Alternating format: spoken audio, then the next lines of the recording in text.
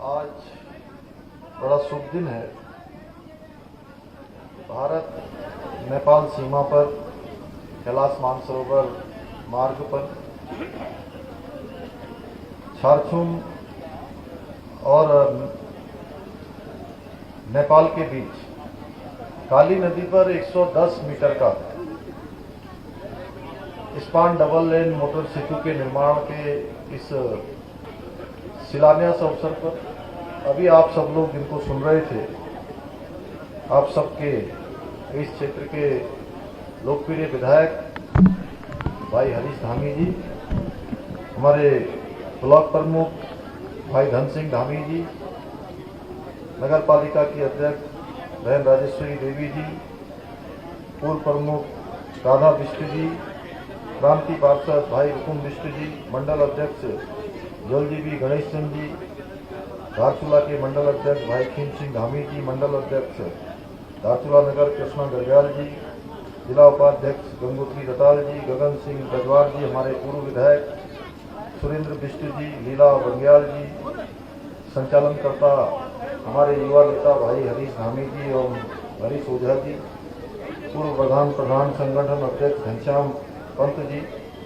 पूर्व जिला पंचायत अध्यक्ष भाई वीरेंद्र बोरा जी, जिला उपाध्यक्ष श्री महेंद्र सिंह गुडियाल जी एवं मंच पर उपस्थित हमारे सभी नेतागण, आए इस कार्यक्रम में आए हुए सभी मेरे बड़े बुजुर्ग, सभी उपस्थित माताएं बहनें और मेरे सभी नौजवान साथियों, उपस्थित पत्रकार मित्रों, छायाकार बंधुओं, आज बड़ा सुंदर दिन है, बहुत अच्छा दिन है और शुभ दिन मैं कहूँगा।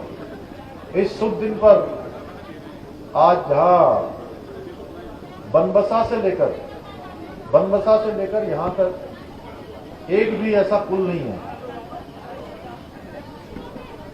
और ये दूसरा पुल बनेगा जो हमारा गड्ढा चौकी से गड्ढा चौकी पर है, उसके बाद ये दूसरा पुल बनेगा जिसके कारण से भारत और नेपाल के बीच आवागमन आना जाना बहुत आसान हो जाएगा, एकदम लोकल जैसा हो जाएगा। अभी यहाँ बता रहे थे मुझे कि इधर तो सारी जमीनें बिक गई हैं, नेपाल में जमीनों की कीमत बहुत बढ़ गई है। तो मैं बधाई देना चाहता हूँ, जहाँ आप सब लोग को बधाई देना चाहता हूँ कि आप लोगों के लिए तो ये पुल बहुत महत्व का पुल है। आने वाले समय में जहाँ दोनों ही देशों में जहाँ व्यापार बढ़ेगा, कारोबार बढ़ेंगे, पर्यटन का व्यवसाय बढ़ेगा, आने जाने वाले लोगों की संख्या बढ़ेगी, वहीं नेपाल के लोगों को भी यह पुल अत्यधिक लाभ देने वाला होगा, उनके लिए भी बहुत लाभकारी होगा। लंबे समय से ये पुल कहाँ बनेगा इस पर बड़ा चिंतन हुआ, अंततः छारछुम यहीं पर जगह मिली और आज आप सबकी उपस्थिति में इस पुल का, जहां हम लोग यहाँ पर पुल का शिलान्यास कर रहे हैं, यहाँ पर भूमि पूजन किया है हम लोगों ने, वहीं हमारे पड़ोसी राज्य नेपाल के उद्योग वाणिज्य मंत्री श्री धीरेन्द्र प्रसाद बड़ू जी भी वहाँ पर आए थे, अभी उनसे भी बात हुई है। उनको मैंने कहा कि आप अपने पूरे नेपाल राष्ट्र में अपने आसपास के लोगों को, सभी लोगों को हम लोगों की तरफ से शुभकामनाएं देना और हमारे देश के यशस्वी प्रधानमंत्री मोदी जी की तरफ से भी सबको बधाई देना कि मोदी जी हमेशा नेपाल के बारे में सोचते रहते हैं, पड़ोसी राज्यों के बारे में सोचते रहते हैं। आज इस अवसर पर जहां हमारे जिलाधिकारी जी भी यहाँ मौजूद हैं, प्रमुख अभियंता लोक निर्माण विभाग श्री अयाज अहमद जी भी उपस्थित हैं, उनका भी चूंकि इसमें बड़ा योगदान है। आज के इस अवसर पर मैं सर्वप्रथम बाबा केदारनाथ जी को, गुरु गोरखनाथ जी को एवं बाबा पशुपतिनाथ जी को भी कोटि कोटि नमन करता हूं। और ये जो भारत नेपाल के बीच 110 मीटर का स्पान डबल लेन मोटर सेतु का शिलान्यास करके आज अत्यधिक खुशी हो रही है, क्योंकि हम लोग बचपन से ही इस काली नदी की महिमा, इस काली नदी के किनारे, इसी के किनारे यहाँ से लेकर वहां तक, हंसेश्वर धाम से लेकर शारदा नदी तक, मैं अपना इस सौभाग्य कहूं कि मुझे जहां बचपन में इस नदी के किनारे पैदा होने का और बड़ा होने का अवसर मिला, वहीं आगे जाकर जो ये शारदा बन जाती है, वो शारदा में भी जो है नहाने का, खेलने का और यहां कहते हैं ना बौ काटने का सौभाग्य मिला है। और आज मैं बहुत अपने को गौरवान्वित महसूस कर रहा हूं। भाई हरीश भी लंबे समय से इस पुल के लिए लगे हुए थे। मुझे खुशी है कि ये 32 करोड़ रुपए का ये पुल, ये मेरे हाथों ही इसकी स्वीकृति हुई। मेरे हाथों ही अभी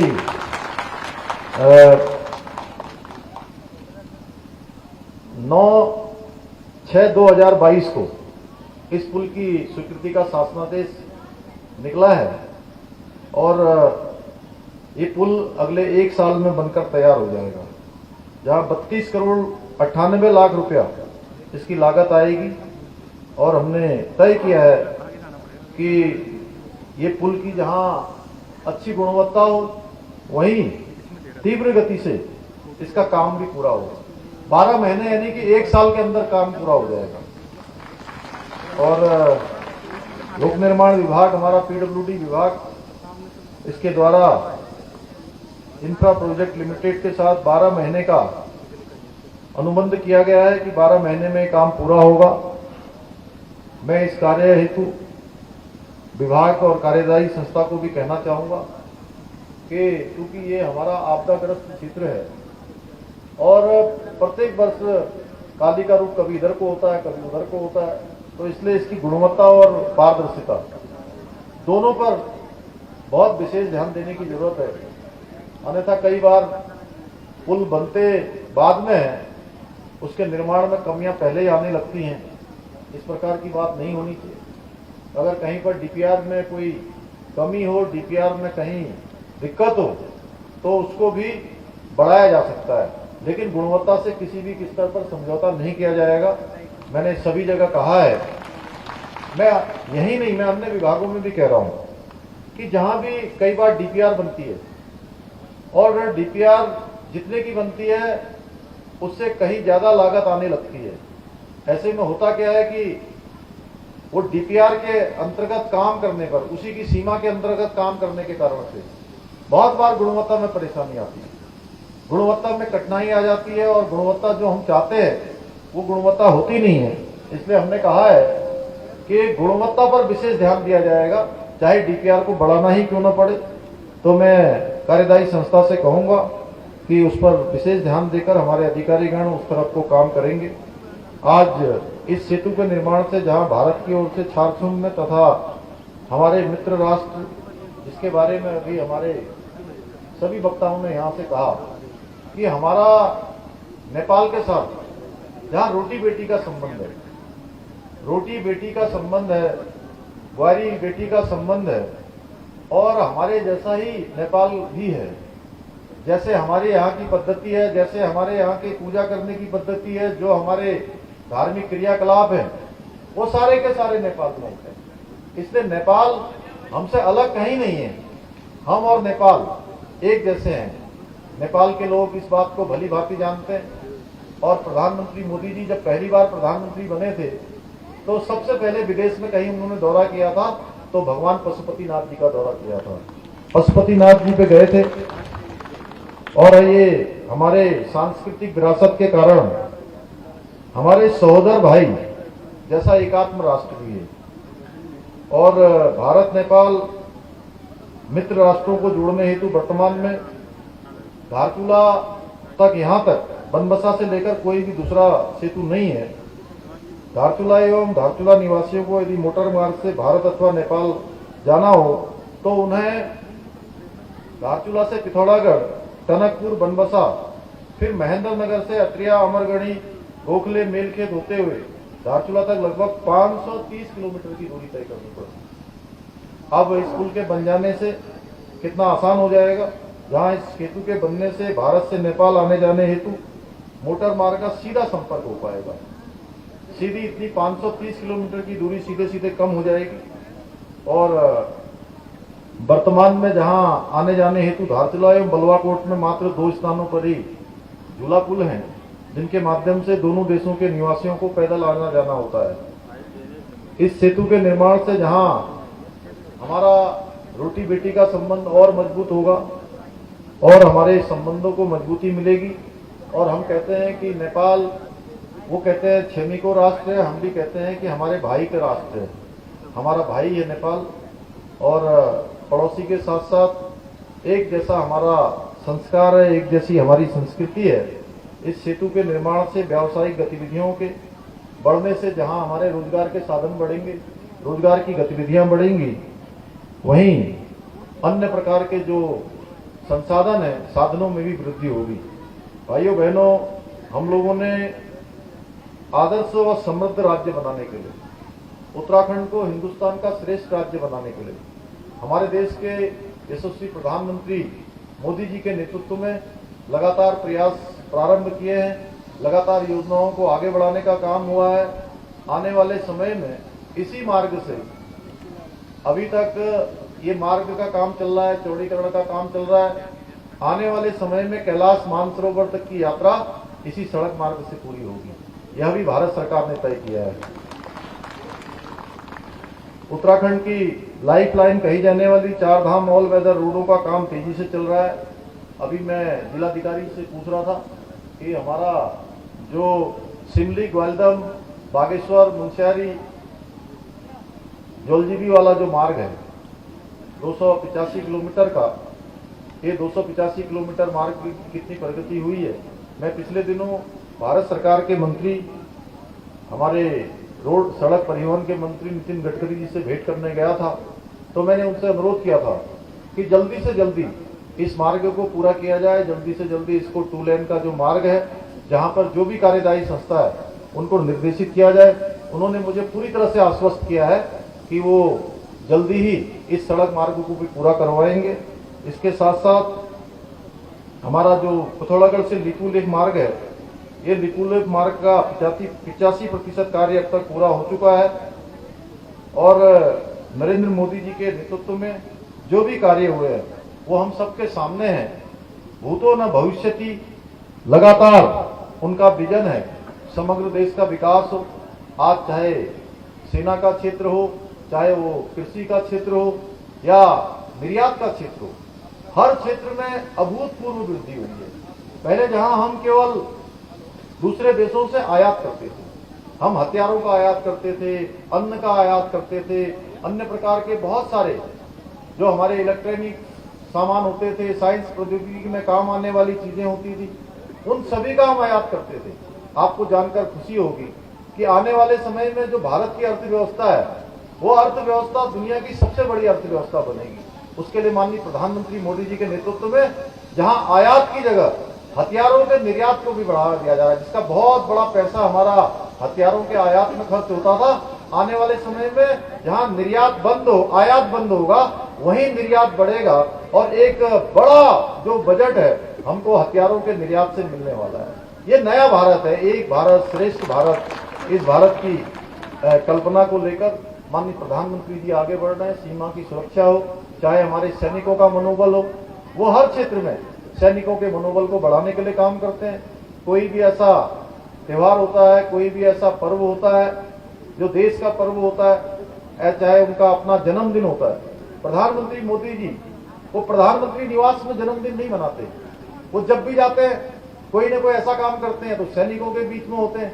या आपने देखा होगा पाखड़ी में, वहां पर जो विदेशों से आए हुए चीते हैं, उनको पुनः उस प्रजाति को यहाँ पर जो विलुप्त हो रही थी, पुनः यहाँ पर एक बार आगे बढ़ाने के लिए उन्होंने नामीबिया से यहाँ पर उनको एक्सपोर्ट किया है और हमारे यहाँ के जंगलों में छोड़ा गया है। चाहे प्रकृति का संरक्षण हो, इकोलॉजी हो, इकोनॉमी हो, दोनों का संतुलन कैसे हो, उसके लिए लगातार प्रधानमंत्री जी काम कर रहे हैं।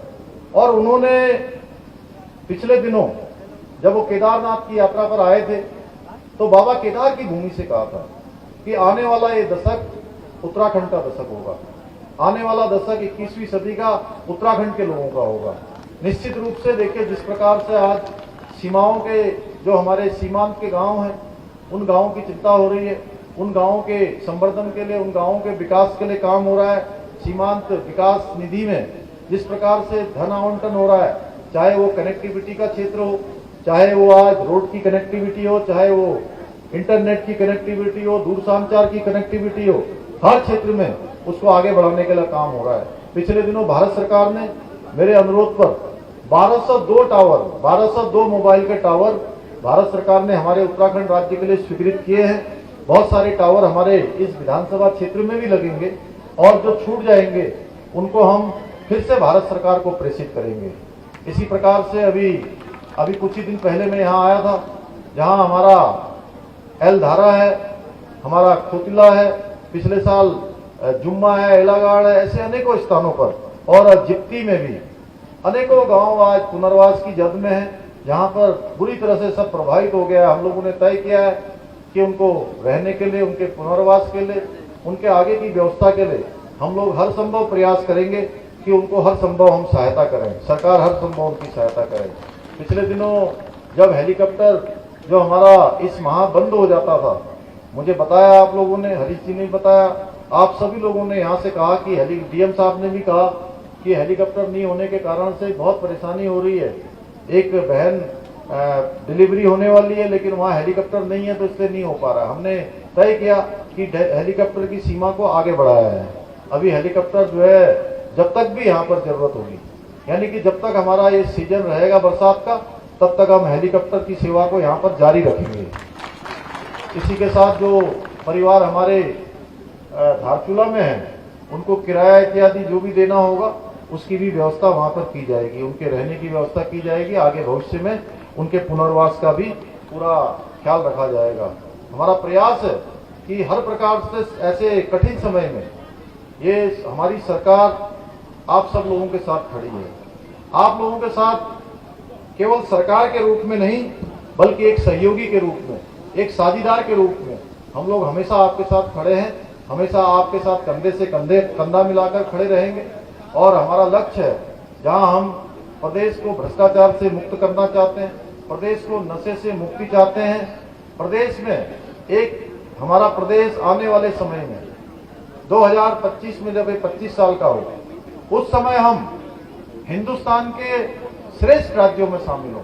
उसके लिए हम प्रयास कर रहे हैं कि हम हर दृष्टि से हमारे सारे विभाग अपने अपने यहाँ पर कोई न कोई ऐसी योजना, कोई न कोई ऐसा काम वो करें, जिसके कारण से आने वाले समय में हमको हिंदुस्तान के श्रेष्ठ राज्यों में शामिल होने का अवसर मिले। तो इसके लिए हम सबको संकल्प लेना होगा। आज इस वर्ष प्रधानमंत्री जी का जो जन्मदिन है 17 सितंबर से लेकर 2 अक्टूबर तक हम लोगों ने पूरे प्रदेश के अंदर ये तय किया है कि सेवा सप्ताह, सेवा पखवाड़े के रूप में इस पूरे पखवाड़े को मनाएंगे। यानी कि 17 सितंबर से लेकर 2 अक्टूबर तक कहीं रक्तदान के कार्यक्रम चल रहे हैं, कहीं सफाई के अभियान चल रहे हैं, कहीं टीबी मुक्त भारत के अभियान चल रहे हैं, अनेकों स्थानों पर सेवा बस्तियों में काम चल रहे हैं। ये हमारा संकल्प है कि जो प्रधानमंत्री जी भारत को एक श्रेष्ठ भारत बनाना चाहते हैं, 2014 के बाद उनके नेतृत्व में जहां समरस भारत, समर्थ भारत, शक्तिशाली भारत, ऐसा भारत जो दुनिया को दिशा देने वाला भारत है, जो दुनिया को राह दिखाने वाला भारत, उस भारत की जो उन्होंने कल्पना की है, उसमें हमारे सीमांत क्षेत्र के रहने वाले लोगों का भी बहुत बड़ा योगदान होने वाला है। हमारे पूरे उत्तराखंड राज्य की भी बहुत बड़ी भूमिका होने वाली है, जहां हमारा इतनी बड़ी जनसंख्या का देश है। हम एक छोटे प्रदेश के रूप में है, लेकिन हमारा रोल जैसे महाभारत रामायण के समय में जैसे गिलहरी ने राम सेतु बनाने में अपना योगदान दिया था, उसी प्रकार से माननीय प्रधानमंत्री जो आधुनिक भारत के शिल्पी हैं, आधुनिक भारत के विश्वकर्मा है, आधुनिक भारत को श्रेष्ठ भारत बनाने का जो उन्होंने संकल्प लिया है, उसमें उत्तराखंड के लोगों का, हमारे सीमांत क्षेत्र धारचूला के लोगों का, झारखंड के लोगों का, आसपास के लोगों का योगदान एक गिलहरी की तरह होगा। जैसे गिलहरी राम सेतु बनाने के लिए उन छिद्रों को बंद करने का काम कर रही थी, जो छिद्र किसी से बंद नहीं हो रहे थे, जहां बड़े बड़े इंजीनियर नल, नील, अंगद, हनुमान, जामुन सारे लगे हुए थे। कोई लकड़ी ला रहा था, कोई सीमेंट लगा रहा था, कोई गारा ला रहा था, कोई ईंट लगा रहा था, लेकिन गिलहरी उन छिद्रों को देख रही थी जिन छिद्रों से पानी रिस रहा था। उन छिद्रों को कोई बंद नहीं कर पा रहा था। गिलहरी बार बार उन छिद्रों को देख रही थी और उन छिद्रों को बंद करने का प्रयास कर रही थी, बार बार समुद्र में डुबकी लगा रही थी, अपने आप को गीला कर रही थी और गीला करने के बाद बालू में लोट-पोट हो रही थी और लोट-पोट होकर उन छिद्रों में बालू को डालने का काम कर रही थी। इसी प्रकार से हम सब लोग भी, सीमांत क्षेत्र के लोग, हम ये संकल्प लें कि हम जहां अपनी जो हमारी जिम्मेदारी है, जो हमारा जो काम है, चाहे हमारे बच्चों को आगे बढ़ाने का काम हो, बच्चों की अच्छा शिक्षा का काम हो, स्कूलों में पढ़ाने वाले, चाहे हमारे अध्यापक हो, कोई शासन प्रशासन में काम करने वाले हो, फोर्सों में काम करने वाले हो, व्यवसाय के क्षेत्र में, समाज के क्षेत्र में, पर्यावरण के क्षेत्र में, जिस क्षेत्र में भी हम काम करते हैं, उस क्षेत्र में हम पूरी ईमानदारी के साथ काम करें और ये संकल्प लें कि आने वाले 2025 तक हम अपने क्षेत्र को भी आदर्श क्षेत्र बनाएंगे। क्योंकि ये जो यात्रा है, जो मैंने कहा कि हिंदुस्तान के श्रेष्ठ राज्यों में शामिल होने की यात्रा, ये यात्रा किसी एक व्यक्ति की नहीं है। ये नहीं है कि मैं यहाँ मुख्य सेवक हूं, मैं बोल रहा हूं तो ये केवल मेरी यात्रा है, या मंच पर इतने सारे लोग बैठे हैं तो इनकी यात्रा है। ये हमारे पूरे उत्तराखंड की 1,25,00,000 भाई बहनों की यात्रा है। ये यात्रा हमारी तभी गंतव्य तक पहुंचेगी, तभी हमारे लक्ष्य को पूरा करेगी, जब सारे के सारे लोग हम कदम से कदम मिलाकर चलेंगे, कंधे से कंधा मिलाकर चलेंगे, एकमेव होकर सारी चीजों को भुलाकर केवल और केवल देश और समाज के लिए काम करेंगे। तो मैं मानता हूं कि निश्चित रूप से हमारी यात्रा सफल होगी और हम अपने लक्ष्य में भी कामयाब होंगे। तो आज के अवसर पर मैं आप सभी का धन्यवाद करते हुए, और हमारे अध्यक्ष जी ने, गणेश चंद जी ने एक हमको बड़ा ज्ञापन दिया है जिसमें 17 मांगे इन्होंने रखी है। मैं इसको लेकर जा रहा हूँ और अपने साथ देखूंगा, इसका परीक्षण करवा के जितना भी हो सकता है करेंगे।